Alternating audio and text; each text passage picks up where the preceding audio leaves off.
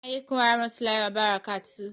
Hello children, hope you are staying safe at home and maintaining social distancing with others.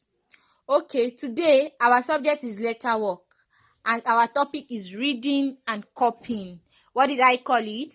Reading and copying. Again, reading and copying. Now, you will read and copy. That is, you read it and you will write it down for me. B-A-T, bat. B-A-T, bat. B-U-S, bus. B-U-S, bus. B-A-G, bag.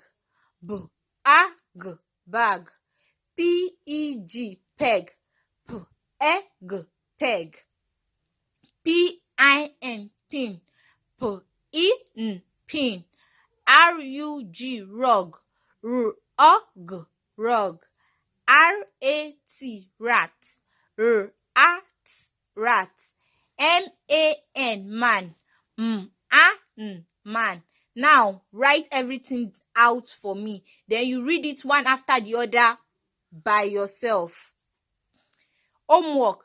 Reading of simple 2 and 3 letter words. You are going to read it for me and you will write it down. It is a bat. It is a bat. You write it down and read it. It is a pig.